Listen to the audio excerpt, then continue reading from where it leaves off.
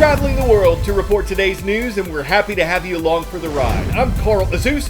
First story takes us to Europe, where the United States is deploying 3,000 more servicemen and women. They're headed to Germany, Poland, and Romania, and the American military says additional troops could be on the way. This is designed to send a signal that the U.S. is prepared to defend its allies in Europe. More than 24 countries on that continent are members of NATO, the North Atlantic Treaty Organization. It was formed in 1949 as a guard against the Soviet Union. The United States is also a member and NATO's biggest contributor. And NATO's concerned that Russia may soon try to invade Ukraine. Russia's positioned more than 100,000 troops near its western border with Ukraine. NATO operates on the principle of collective defense. An attack on one country is an attack on all of them. But Ukraine is not a member of NATO. Some Ukrainians want their country to be, others want closer ties to Russia. One thing Russia wants is a promise that Ukraine won't become part of NATO. Russia's trying to keep European influence at a distance. But the US and European allies have not promised that. Will American troops get involved if Russia invades? U.S. President Joe Biden has said no, and the Pentagon says the thousands of American forces headed to the region now would not be fighting in Ukraine. But they'll be there to assure America's other allies in the region that the U.S. supports them if Russia were to consider crossing other borders, for instance. Russia has said it has no plans to invade Ukraine, and some Ukrainians near their country's eastern border don't seem too worried. This is Ukraine's first line of defense if Russia decides to invade, and it is basic. Half a dozen soldiers in snow-covered trenches, no sign of heavy weapons.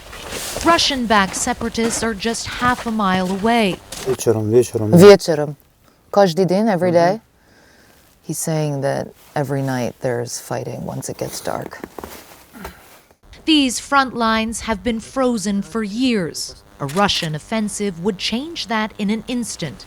But the alarm in Washington is not shared here.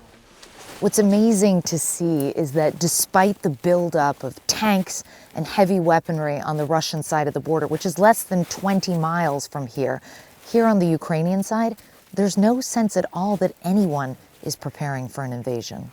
The sergeant here asks we not give his name. He says he doesn't expect conflict, but he is prepared. Our commanders told us that we must be alert, he tells us. We are ready to meet guests from Russia. What kind of weapons do you have at this position? Do you have any heavy weaponry? I don't see any, but I just want to make sure. You don't need to see, and the enemy doesn't need to see, he says. But we have everything. What they don't have here are many layers of defense. Driving from the front, we see just a handful of checkpoints. If the Ukrainian army can't hold this area, Russian forces could reach Mariupol, a port city of 500,000, in hours. Despite the threat, life here goes on much as normal. At the local market, stalls are open and the shelves are full. I'd love to know if you think that there will be a war. No, вы думаете, что будет война? We don't want war. We have children and grandchildren, Natalia says, and there won't be war. We believe that. Some, like Erjan, say that America is exaggerating the threat. No, there will not be a war, he says. It's only Biden who thinks this.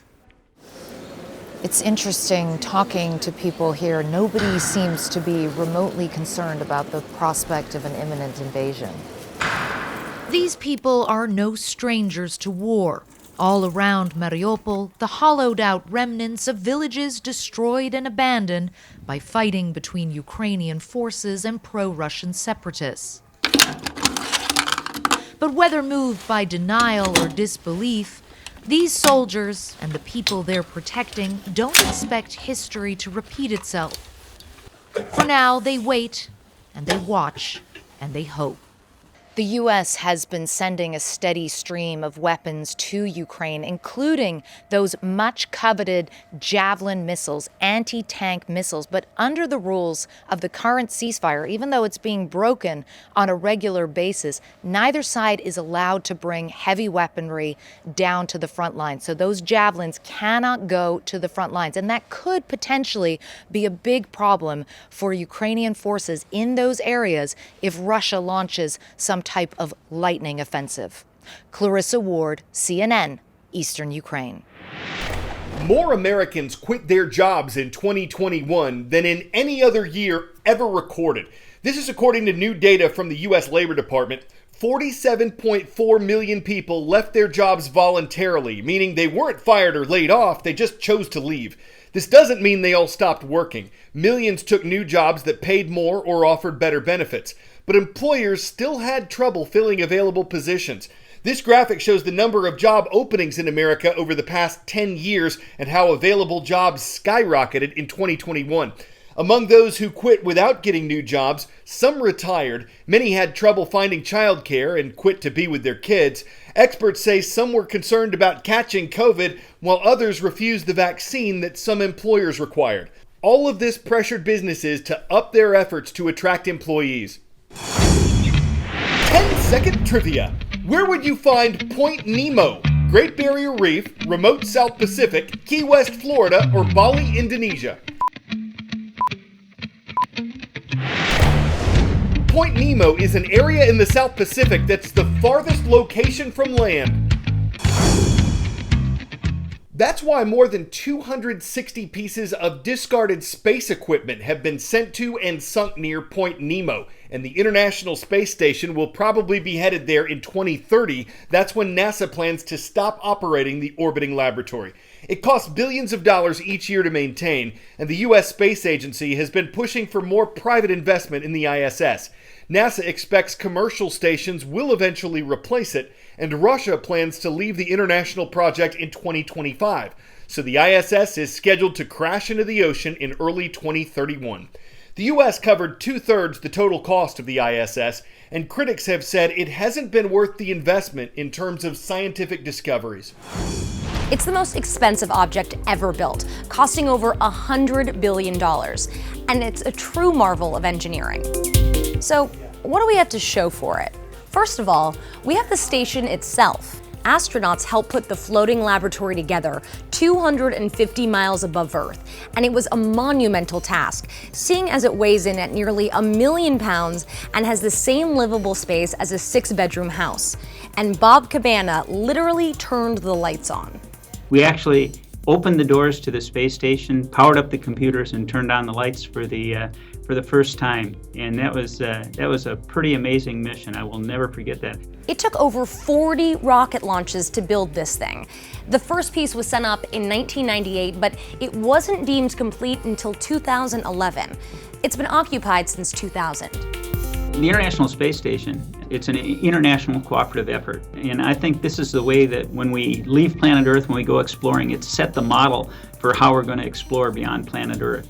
We've got the United States, Russia, Canada, Japan, the European Space Agency and all its partners, and we are working together up there. Congress declared the U.S. portion of ISS a national laboratory. Crew members spend about 35 hours per week conducting research, which has led to a critical understanding of how the human body reacts to a microgravity environment, and has also helped in the development of vaccines against pathogens like salmonella, and developing drugs to combat osteoporosis. But the overarching goal of the station is much greater. Our goal right now at NASA is to put boots on Mars.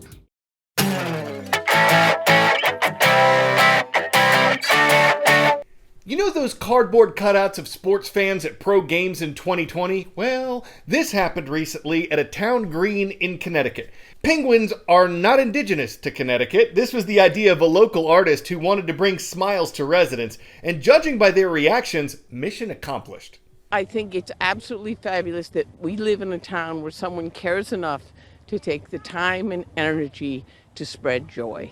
People were getting penguin to it. They marched from all over to see it. Of course, this was in Guilford, not Gotham, so Batman wasn't around. But while I'm being flippant, Fans thought a great idea had been hatched, and even if it doesn't take flight to other places, people still found it antarctic.